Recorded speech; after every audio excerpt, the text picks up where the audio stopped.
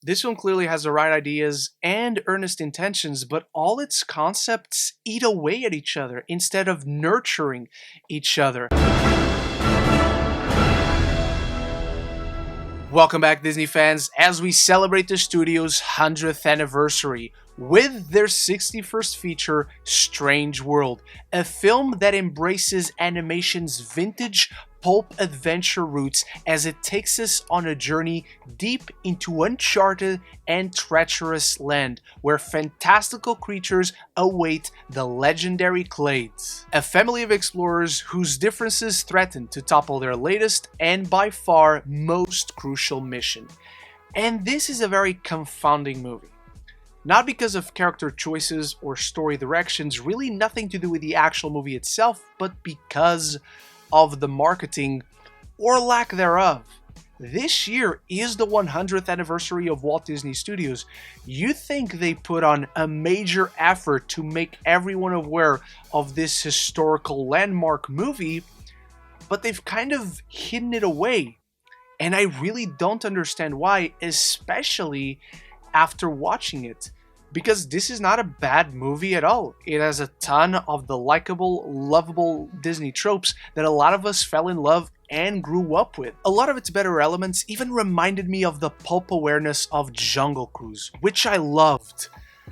But it just doesn't all come together as well as it could have.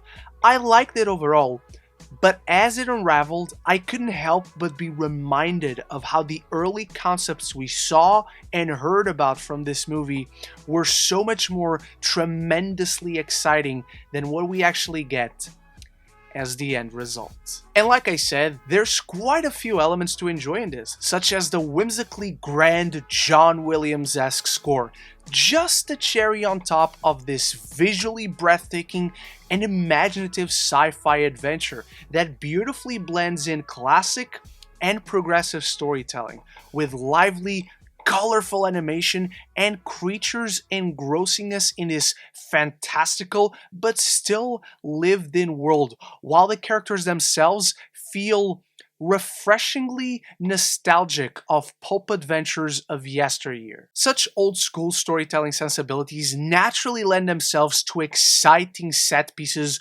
all through the film as we dive into this brand new world filled with imagination, and then we start discovering how does this connect to the hero's mission, how does this connect to the characters, what is actually going on. There's a sense of mystery that keeps you engaged as the characters discover more about this world. But there's also charming comedic banter between characters, helped by a fabulous voice cast including Jake Gyllenhaal, Gabrielle Union, Lucy Liu, but surprisingly, it's Dennis Quaid's boisterous and outlandish adventurer who steals the entire film. There is a lot of generational trauma being worked through here, from father to son to grandson.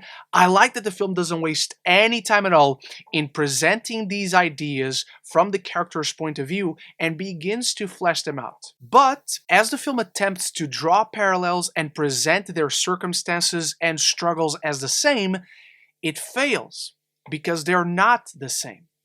And this is where we find the main issues with the film. And that is that there's just way too many themes at play here. From broken families to environmentalism, weaving in the gradual advancement of technology and how society becomes cripplingly dependent on it, everything just feels way too jumbled. The concepts are compelling, but the way the film conveys its message feels tremendously undercooked. Like one or two ideas connect with one another, but the whole doesn't really make for a cohesive union.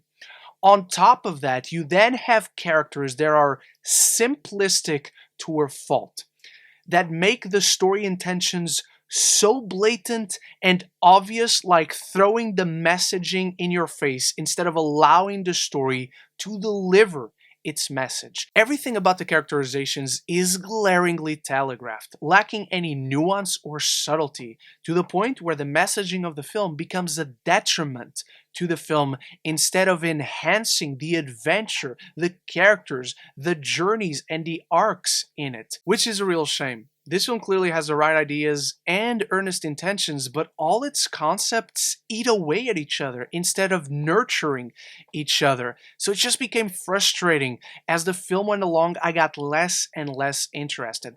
Even the way it ties it all together after certain reveals, after certain story turns, it feels very inconclusive. It leaves way too many questions up in the air to the point where it doesn't feel satisfying. But I hope some of you can enjoy this more than me, so before I dive into my final thoughts on Strangeworld, I need you to start the conversation in the comments below down there. If you're enjoying this review, I ranked all the animated movies from 2021. I will be doing the same at the end of this year. So if you're enjoying this video, there's more for you to enjoy on the channel. So if you want to talk more movies and TV, this is the place to be. So consider clicking that subscribe button and you won't miss any future conversations on your favorite movies and TV. While I fell in love with the retro, pulpy adventure of Strangeworld and its steampunkish utopian world building and creativity, I found its unique style to be undermined by an overstuffing of great ideas and simplistic, blatant characterizations. It's bold, it's ambitious, but falls far short of its potential. I'm giving Strangeworld a B-. That does it for my take on Strangeworld. Thank you so much for watching. Don't forget to let me know your thoughts on it in the comments below. And how do you rank all 61 Disney animated films? If you're up for the challenge, let me know down there. Big thanks to my channel members for always supporting the channel. And I'll be back very soon. So until the next one, love each other and love the movies.